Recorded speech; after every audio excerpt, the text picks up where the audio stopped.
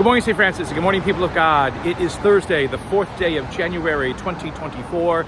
Thursday of the second week of Christmas. It is the 11th day of Christmas. Again, 15 days within the Christmas season. We've got 4 days still to celebrate, still to go.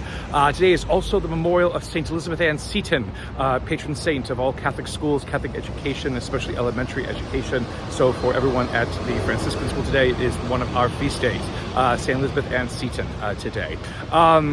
Behind me, still in Seattle, downtown Seattle, again, early in the morning. But behind me on my right shoulder, your left as you're looking at me, is this great Space Needle, the historic, iconic Space Needle from the World's Fair back in 1960.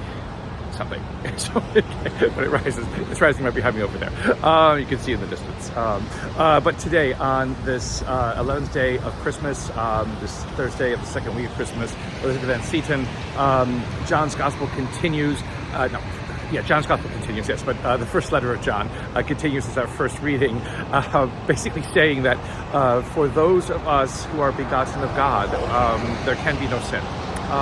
And again, that is a pretty strong statement because, again, all of us are begotten of God. And so the understanding of something to live up to rather than, again, the reality that that just defines us, in some ways. Again, and the letter of John goes into this distinction between, those born of the devil and those born of God, and and again, as if there was an equality in that kind of birth or whatever it is. But the whole understanding is that, again, if we are a part of the life of God, then basically we act differently. Again, the whole idea, if you're going to be a person who is a part of the life of God, it means that you're going to act differently. You're going to care about people. You're going to love your brother and sister. You're going to be compassionate. You're going to be patient. You're going to be all of those things that sometimes we find so difficult to be as human beings, or we think are not worthwhile or valuable as human beings. And yet, we cannot just have a title, of being children of God. We cannot have a title of being sons and daughters of God, brothers and sisters of Christ, without demonstrating that through our actions, through our words, through everything that we are and all that we say and all that we do. To be any less than that, again, is basically causing a fallacy, is causing a hypocrisy, to be generated within us and to be something that is not, who and what we say that we are.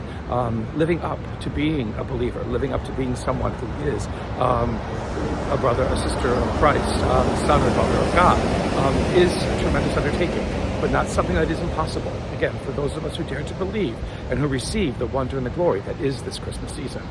In John's Gospel, it's always important to realize, too, that in John's Gospel, there is no baptism of Jesus. And so, okay, there we go. That's the way.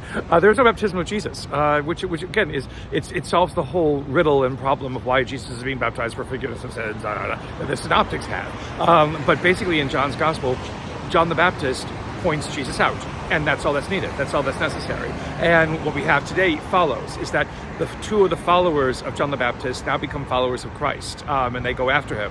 And Jesus says, "What is it that you want?" And it's like, we want to be with you. And Jesus basically says, "Well, come and see." It's like let's begin this. And it is revealed that Andrew is one of John's disciples. Was he one of the two? It's kind of confusing. But the two are really never named, but Andrew's named, and he is the one who basically introduces Jesus to Peter, Simon at this point, which is why, again, Andrew always had a place of prominence and dignity and value, particularly within the church in the city of Rome, which is why there is a vigil for Andrew in the ancient sacramentaries, in the ancient missals, because of the reality that he is the one who introduces Jesus to that which becomes, or he who becomes, as it is said in tradition, the first pope, at least the first bishop of Rome. This whole idea, again, about a Jesus who comes just walking by, who is not necessarily searching out people, but who comes walking by, is recognized by John, and those who are followers of John, who are looking for the Messiah, know who next to turn to. Without John, without jealousy, without anger, without hurt, without disappointment, whatever it is, allows these followers, we don't know if they're men or women, and men just has two followers, to go and to follow Jesus. Again, Jesus who comes to us sometimes comes unnoticed, just walking by. How attentive are we, to the Christ that is around us, to the Christ that is calling us to follow him, the Christ is calling us to come and see what can happen when our lives are joined with his. A continued blessed Christmas, St. Francis and people of God. A blessed feast day for the Franciscan School of St. Elizabeth and Seton. May the Lord give you his peace.